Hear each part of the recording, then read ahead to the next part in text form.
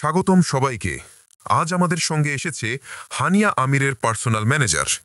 ভাই, ঢাকায় প্রথমবার এসে কেমন লাগলো? হোস্ট ভাই, উনি বললেন ঢাকা মানেই হট্টগোল, উচ্ছ্বাস আর যুবকদের ফ্রেঞ্জি।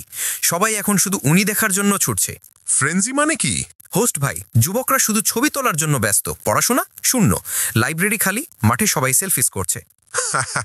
মানে হানিয়া ঢুকলেই পড়াশোনার শত্রু হিসেবে নাম লেখা। ঢাকার রাস্তা কেমন দেখলেন? হোস্ট ভাই, এখন রাস্তা একরকম হাওয়া হট্টগোল। যুবকরা ছবি তুলতে ব্যস্ত, অটো রিকশা থেমে গেছে, কেউ কাজে যাচ্ছে না। ওরে বাবা, হানিয়া ঢুকলেই ঢাকা হাইওয়ে বন্ধ। আর যুবকরা বলছে, আমরা কি ভবিষ্যতের নেতা? না, আমরা হানিয়ার অনুসারী।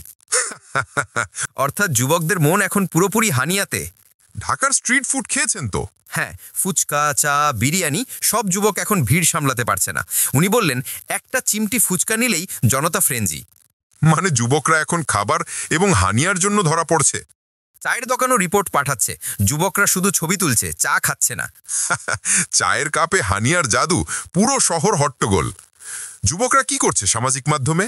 হোস্ট ভাই, যুবকরা এখন শুধু ছবি এবং ভিডিও বানাচ্ছে। রাস্তা, দোকান, মেলা সবই তারা ছবি তোলার জন্য ব্যস্ত।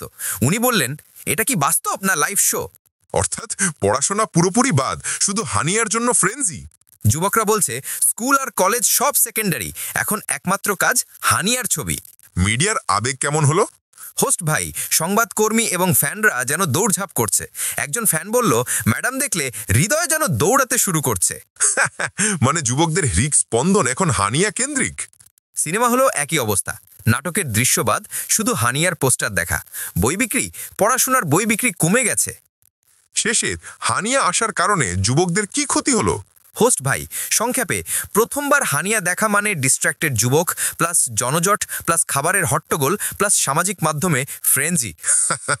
মানে হানিয়া আসলেই যুবকদের প্রোডাক্টিভিটি হ্যাক করে দিয়েছেন।